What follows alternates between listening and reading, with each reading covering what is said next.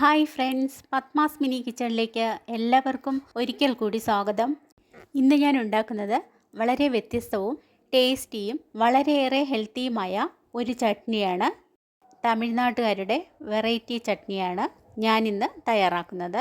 നമ്മുടെ വീട്ടിൽ തന്നെയുള്ള ചേരുവകൾ കൊണ്ട് വളരെ വ്യത്യസ്തമായ രീതിയിലാണ് ഈ ചട്നി തയ്യാറാക്കുന്നത്. ഇതിൻ്റെ ഇൻഗ്രീഡിയൻസ് എന്തൊക്കെയാണെന്നും എങ്ങനെയാണ് തയ്യാറാക്കുന്നതെന്നും നോക്കാം. ചെറുതും വലുതുമായ 16 ചെറിയ ഉള്ളി എടുത്തിട്ടുണ്ട്, 2 തണ്ട് കറിവേപ്പില, 5 അല്ലി വെളുത്തുള്ളി, 7 കാശ്മീരി വറ്റൽമുളകും എടുത്തിട്ടുണ്ട്. നിങ്ങൾക്ക് എരിവ് കൂടുതൽ ആവശ്യമെങ്കിൽ മുളകിൻ്റെ എണ്ണം കൂട്ടിക്കൊടുക്കാം. കാശ്മീരി മുളകിന് പകരം എരിവുള്ള വറ്റൽമുളക് വേണമെങ്കിലും ചേർക്കാം. എരിവുള്ള വറ്റൽമുളകാണ് നിങ്ങൾ എടുക്കുന്നതെങ്കിൽ 5 വറ്റൽമുളക് എടുത്താൽ മതിയാവും. ഇനി ഒരു ബൗൾ നിറയെ ചിരകിയ തേങ്ങയും 1 ബൗൾ നിറയെ നമ്മുടെ നാട്ടിൽ സുലഭമായി കിട്ടുന്ന മുരിങ്ങയിലയുമാണ് എടുത്തിട്ടുള്ളത്. മുരിങ്ങയില നന്നായി കഴുകി എടുത്തിട്ടുണ്ട്. ഇനി ഒരു പാൻ അടുപ്പത്ത് വെച്ച് സ്റ്റൗ ഓൺ ചെയ്തതിന് ശേഷം 1 ടേബിൾ സ്പൂൺ വെളിച്ചെണ്ണ ഒഴിച്ചു കൊടുക്കാം.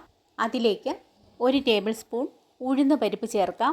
ഞാൻ വെളിച്ചെണ്ണയാണ് ഉപയോഗിച്ചത്, തമിഴ്നാട്ടുകാർ നല്ലെണ്ണയാണ് ഉപയോഗിക്കുന്നത്. ഇനി മീഡിയം ഫ്ലെയിം ആക്കാം.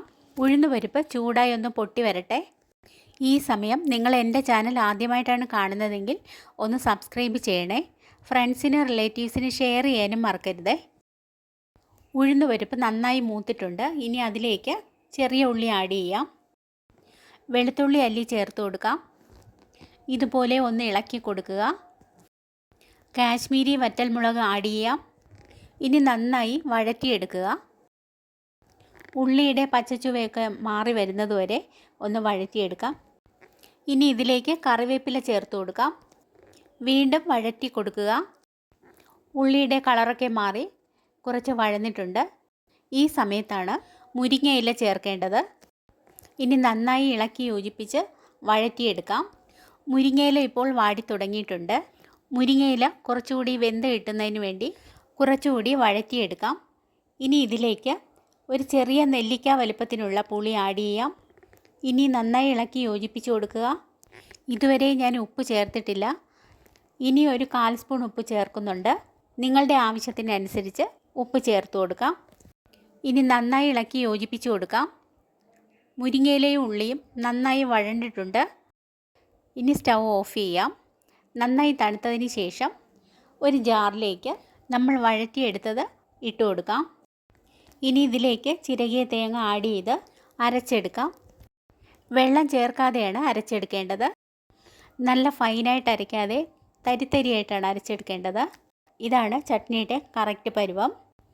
ഈ സമയം ഉപ്പ് നോക്കിയിട്ട് ആവശ്യമെങ്കിൽ ഉപ്പ് ചേർത്ത് കൊടുക്കാം. അരച്ചെടുത്തത് നമുക്കൊരു പാത്രത്തിലേക്ക് മാറ്റാം. ഇനി കൈകൊണ്ട് നന്നായി ഇതുപോലെ ഉരുട്ടിയെടുക്കാം. വളരെ ഹെൽത്തിയും ടേസ്റ്റിയുമായ നമ്മുടെ വെറൈറ്റി ചട്നി റെഡിയായിട്ടുണ്ട്. മുരിങ്ങയില, കറിവേപ്പില എന്നിവയിൽ ധാരാളം വൈറ്റമിൻസ്, ഫൈബറുകളും ആൻറ്റി ഓക്സിഡൻറ്റുകളും അടങ്ങിയിട്ടുണ്ട്.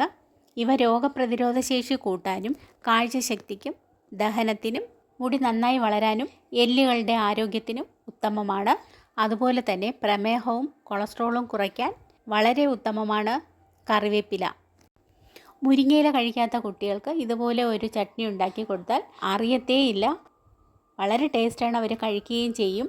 സൂപ്പർ ടേസ്റ്റാണ്. നിങ്ങൾ ഇതുപോലെ തന്നെ ഉണ്ടാക്കി കഴിച്ചു നോക്കൂ. പ്രായഭേദമന്യേ എല്ലാവർക്കും കഴിക്കാൻ പറ്റിയ നല്ല പോഷക സമ്പുഷ്ടമായ ഒരു ചട്നിയാണിത്. നിങ്ങളിത് ഉണ്ടാക്കി ഇതിൻ്റെ ഫീഡ്ബാക്ക് അറിയിക്കാനും മറക്കരുതേ.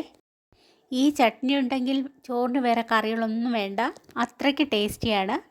എൻ്റെ ഈ സ്പെഷ്യൽ റെസിപ്പി നിങ്ങൾക്ക് ഇഷ്ടമായെങ്കിൽ സബ്സ്ക്രൈബ്, ഷെയർ, ലൈക്ക്, കമൻറ്റ് എന്നിവ ചെയ്യണേ.